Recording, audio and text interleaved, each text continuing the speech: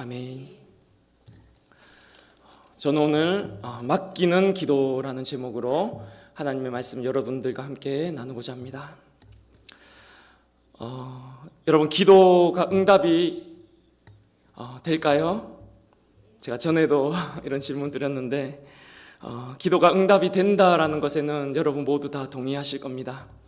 그렇다면 질문을 바꾸어서 기도하면 100% 다 응답이 될까요? 라고 질문했을 때 자신 있게 대답하시기가 힘드실 것입니다. 기도하면 100% 다 응답이 됩니다. 저 또 사기치고 있네 지금 이런 표정이신데 기도하면 100% 다 응답이 됩니다. 되긴 되는데 5가지로 응답이 된다고 하죠. 첫 번째, 하나님께서 예스로 응답해 주십니다. 하나님 무엇을 주세요? 하나님 제가 무엇이 필요합니다 라고 할 때 하나님이 예스라고 응답을 해주시면 그 즉시 그 기도가 응답이 됩니다. 두 번째로는 하나님께서 노라고도 응답을 하신다는 거예요. 우리가 어린아이들이 부모님께 칼을 달라고 갖고 놀기 좋다고 할 때 부모님들이 허락하시지 않는 것처럼 때로는 우리가 하나님께 돈을 달라고 부자 되게 해달라고 그렇게 기도할 때 그것이 하나님과의 관계에 있어 나쁜 영향을 끼치게 된다라고 한다면 하나님께서 노라고도 응답을 하시겠죠. 세 번째로는 웨이트로 응답을 하신다는 겁니다. 기다려. 하나님 저희 가족을 하루속히 구원해 주세요. 하루속히 저희 사촌을 구원해 주세요 라고 할 때 하나님께서 때로는 웨이트, 기다려. 너희들의 기도가 찰 때까지 기다려라고 응답을 하시고, 네 번째로는 do it yourself라고 응답을 하십니다. 너 힘으로 한번 해봐. 하나님 저 이번 시험 만점 맞게 해주세요. 하나님 저 대학에 내 자식이 합격하게 해주세요. 기도할 때 하나님께서 do it yourself, 너 힘으로 해봐. 내가 너에게 준 자유의지로 너가 한번 성취감을 맛보라고도 응답을 해주십니다. 마지막 5번째로는 none of your business라고, 네가 상관할 바가 아니야 라고 응답하십니다. 하나님 저 아기는 왜 저렇게 형통합니까? 하나님 왜 이런 천재지변으로 이런 사람들이 죽어야 됩니까? 할 때 하나님께서 네가 상관할 바가 아니야, It's mine, 이것은 내 권한이야 라고도 응답을 하십니다. 그러니까 하나님은 우리의 기도에 100% 다 응답을 하시는데 5가지로 응답을 하신다라는 것입니다. 그런데 여기서 우리가 생각해 볼 중요한 문제가 있습니다. 하나님이 우리 기도에 이처럼 5가지로 응답을 하신다라는 말은, 다시 말하면 기도가 내 뜻대로 응답되지 않는다라는 말입니다. 매우 중요한 말이죠. 하나님이 5가지를 통해서 응답해 주신다는 말은 다른 말로 하면 하나님이 내 뜻대로 기도를 응답해 주지 않는다라는 말입니다. 기도한다고 내 뜻대로 응답이 안 돼요. 여러분 충격적이지 않습니까? 기도한다고 내 뜻대로 응답이 안 됩니다. 기도가 하나님의 뜻대로 응답이 된다라는 말입니다. 그런데 우리가 왜 기도를 해야 합니까? 바로 하나님의 뜻에 참여하기 위해서입니다. 이것이 매우 중요합니다. 사무엘상에 보면 한나라는 여인이 나오는데 이 한나에게는 자식이 없었습니다. 당시에 자식이 없다는 것은 저주받은 것을 의미하였습니다. 그래서 분인나라고 하는 첩이 계속해서 이 여인을 괴롭히는 장면이 사무엘상에 나오는데, 그래서 어느 날 괴로운 마음에 한나가 교회에 가서 기도를 합니다. 그런데 그 마음이 얼마나 괴로운지 마치 술에 취한 여인과도 같았다라고 성경은 기록하고 있습니다. 한나가 여기서 뭐라고 기도했겠습니까? 당연히 자식을 달라고 기도를 했겠죠. 하나님, 대적 분인나가 나를 조롱하고 사람들이 나를 저주받았다라고 말하는데 하나님 제게 자식을 주십시오라고 분명히 기도를 했을 것입니다. 그런데 여기서 재밌는 것은 한나가 자식을 주십시오라고 했던 그 기도가 나중에는 어떻게 바뀌어 있었냐 보면, 자식을 주시면 이 자식을 하나님께 도로 드리겠습니다라고 바뀌어 있었다라는 것입니다. 이것을 송태근 목사님이 해석하기를 자식을 달라고 기도하던 한나가 기도 중에 도대체 어떤 일이 있었길래 자식을 주세요라는 기도가 자식을 드릴게요라고 바뀌게 되었나라는 것입니다. 그때 이런 음성을 들었을 것이라고 말합니다. 한나야, 자식이 없어서 힘들지? 자식이 없어서 가슴이 찢어질 것 같지? 나도 자식이 없어서 너무나 마음이 아프단다. 내 마음 내 뜻을 이스라엘 백성들에게 전해줄 자식이 없어 나도 너무나도 마음이 아프다. 그때 한나가 그래요? 그러면 저에게 자식을 주세요. 그러면 제 자식을 하나님께 드리겠습니다. 그의 평생을 그를 여호와께 드리겠습니다 라고 이렇게 기도했을 것이란 말입니다. 그렇게 한나가 낳은 자식이 바로 선지자 사무엘이었습니다. 그래서 이 한나의 기도를 성경은 내 심정이 통하는 기도였다라고 기록하고 있고, 또 이 사무엘을 설명하기를 내가 나를 위하여 충실한 제사장을 일으키리니 그 사람은 내 마음 내 뜻대로 행할 것이다 라고 기록되어 있습니다. 그러니까 한나가 자식을 달라고 했던 그 기도가 결국에는 자기 뜻을 이루는 기도가 아니라 하나님의 뜻에 참여하는 기도로 바뀌게 되었다라는 것입니다. 여러분, 기도에도 내 뜻이 이루어지지 않습니다. 제대로 된 기도를 하게 되면 내 뜻이 아니라 하나님의 뜻이 이루어지게 됩니다. 그래서 사실 내 뜻을 이뤄내기 위해서만은 기도할 필요가 없습니다. 내가 지금 뭐가 필요한지, 하나님 내가 이거 필요합니다. 이거에 대한 하나님의 도움이 필요합니다 라는 나의 필요를 하나님께 알려드리기 위한 목적에서만은 기도할 필요가 없다라는 말입니다. 왜냐하면 하나님이 이미 뭐가 필요한지를 알고 계시거든요. 마태복음 6장 8절에 이런 말씀이 있습니다. 그러므로 그들을 본받지 말라. 구하기 전에 너희에게 있어야 할 것을 하나님 너희 아버지께서 아시느니라. 이미 내가 뭐가 필요한지는 하나님이 다 이미 알고 계신다는 거예요.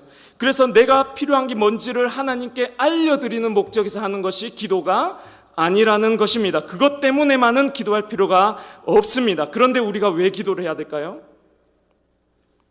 하나님 아버지는 자식들이 기도를 통해서 뭐가 필요한지를 알 뿐만 아니라 그것에 플러스해서 신뢰를 받고 싶어 하십니다. 그리고 응답 플러스 자신의 마음과 자신의 사랑을 자식들에게 보여주고 싶어 하신다라는 것입니다. 그러니까 우리가 하나님 앞에 뭐가 필요합니다. 내가 지금 이것 때문에 이렇게 힘듭니다. 뭐를 좀 주세요. 도와주세요 라고 기도하는 것은 당연합니다. 해야 됩니다. 그런데 이것만 있으면 할 필요가 없다라는 것입니다. 나의 필요와 나의 어려움을 통로 삼아서 마지막에는 하나님 내 아버지께 나의 신뢰를 드리는 데까지 나아가야지 기도가 완성이 된다라는 것입니다. 아버지, 내가 지금 이렇게 힘이 듭니다. 하나님, 내가 이렇게 아픕니다. 이것이 필요합니다. 이러한 문제가 있습니다. 하나님, 이것을 이렇게 도와주셔야만 됩니다로 시작한 그 기도가 거기서 그치면 안 되고, 그 마지막에는 그럼에도 불구하고 아버지를 신뢰합니다. 아버지께 내 모든 짐을, 지금 내가 처한 역경을, 내가 처한 근심과 걱정을 다 주님 앞에 내어 맡깁니다까지 나아가야 이것이 진짜 기도가 된다라는 것입니다. 나의 고민과 염려와 아픈 필요를 하나님께 다 아뢰입니다. 그리고 다 맡깁니다. 그리고 하나님 안에서 쉽니다. 그렇게 성령님과 접속하고 나면 내 생각, 감정, 오감이 이전과는 다르게 변화되게 됩니다. 그래서 다시 변화된 나로 내려놓았던 짐을 다시금 짊어지고 걸어나가요. 이것이 기도라는 것입니다.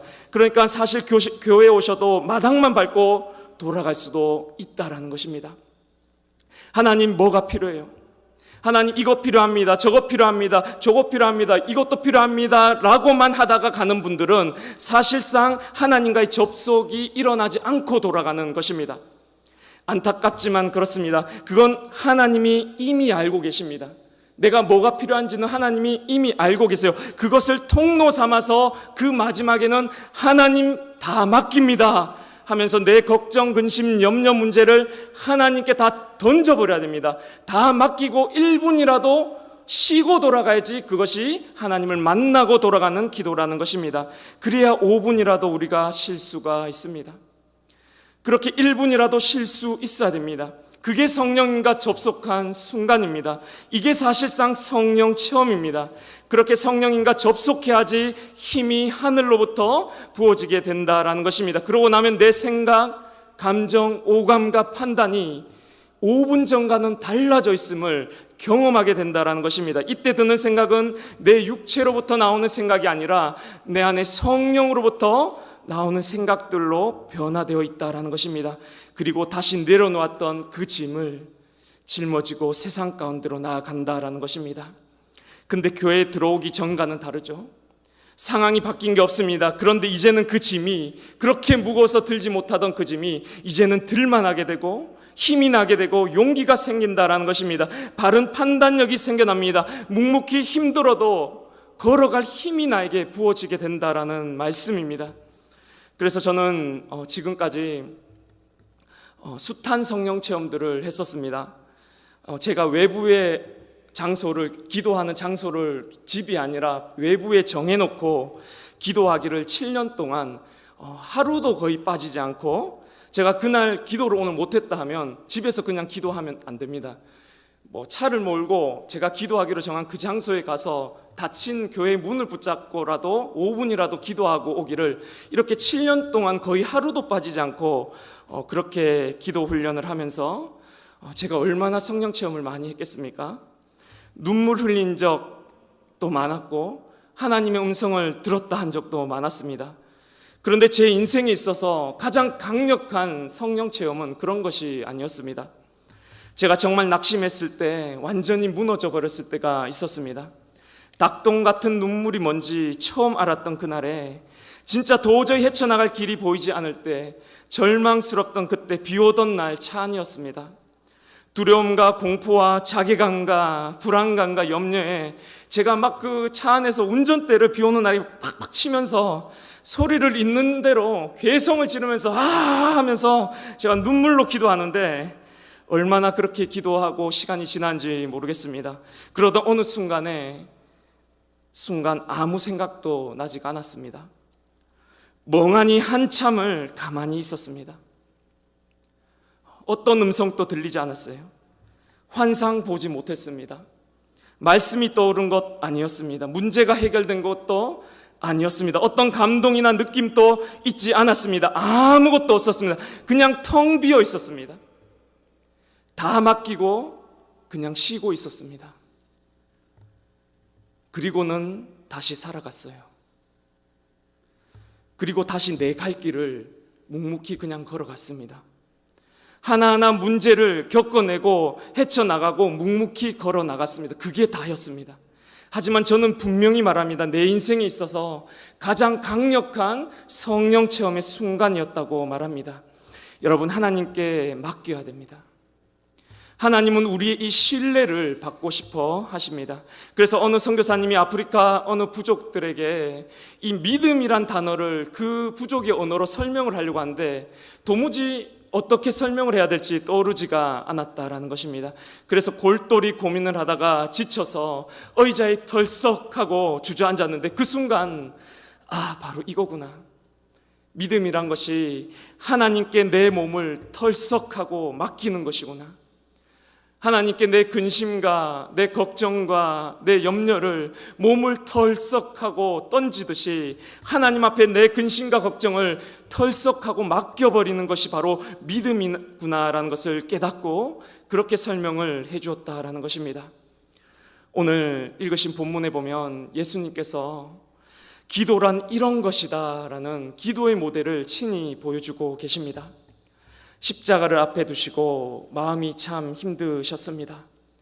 두렵고 예수님도 무서웠고 예수님도 두려우셨고 예수님도 떨리고 힘이 붙이셨습니다. 그때 이렇게 기도를 하시는데, 오늘 본문의 42절의 말씀을 한번 읽어보겠습니다. 시작. 이르시되 아버지, 만일 아버지의 뜻이거든 이 잔을 내게서 옮기시옵소서. 그러나 내 원대로 마시옵고 아버지의 원대로 되기를 원하나이다 하시니, 내 뜻을 구하는 기도가 아닙니다. 내 필요와 원을 분명히 아뢰었죠. 분명히 아래였습니다. 그런데 그것으로만 그치면 제대로 된 기도라고 할 수가 없습니다. 그것을 넘어서 그것과 함께 아버지께 자신을 다 맡겨버리는 거예요. 자신의 근심과 걱정과 미래와 염려와 인생을 하나님 앞에 다 맡겨버려야 된다라는 것입니다. 던져버려야 된다라는 말입니다. 그러니까 어떻게 되었다고 말하고 있습니까? 43절의 말씀을 한번 다 같이 한번 읽어보겠습니다. 43절의 말씀입니다. 시작. 천사가 하늘로부터 예수께 나타나 힘을 더하더라. 아멘. 하나님께 내 모든 근심과 걱정과 염려를 다 맡기는 순간 천사가 하늘로부터 예수께 나와 힘을 더하였다라고 말합니다. 성령의 힘이 부어진다라는 것입니다. 분명히 내가 기도하기 전 1분 전과는 다른 상황이 펼쳐지게 된다라는 것입니다. 내 육체로부터 나오는 생각은 늘 두렵습니다. 늘 무섭습니다. 십자가의 그것을 피하고 싶습니다. 그런데 그 두려움을, 내 원을 아래던 그 기도가 내 원을 넘어서 하나님께 내 인생을 다 맡겨버리고 쉬게 되었을 그때까지 나아가자 이제는 성령으로부터 나오는 생각이 내 생각, 감정, 오감과 판단을 지배하기 시작하였다라는 것입니다. 그리고는 묵묵히 예수님께서 그 십자가의 길을 담대하게 걸어가십니다. 여러분, 기도 오래 한다고 대수가 아닙니다. 말이 많아야 될 줄로 생각하지 마라. 중언 부언 기도하지 말라고 예수님께서 말씀하신 게 있잖아요. 기도 오래 한다고 대수가 아니라 맡기는 것이 중요합니다. 언제 한 번은 제가 너무 고민되는 일이 있는 것이었습니다. 걱정이 돼서 발을 동동 굴리면서 이리 갔다 저리 갔다 안절부절을 못했던 적이 있었습니다. 이걸 어떻게 할까 고민을 하다가 제가 차를 몰고 갈까 말까 하다가 20분 동안 차를 몰고 교회 기도실에 가서 무릎을 탁 꿇었습니다. 무릎을 탁 꿇고 그리고 뭐부터 기도를 해야 될지 도무지 모르겠는 상황에서 제가 아버지 하는데 아버지 하는데 도저히 그 다음 고민을 말하지를 못하겠는 것입니다. 아버지, 분명히 기도할 거리가 산더미같이 많이 있었는데 아버지 하는 그 순간 그 다음에 그 기도 산더미 같은 그 염려와 고민을 도저히 말을 못하겠는 것이었습니다. 기도 끝난 것입니다. 아버지만 하다가 그렇게 기도하고 돌아왔습니다.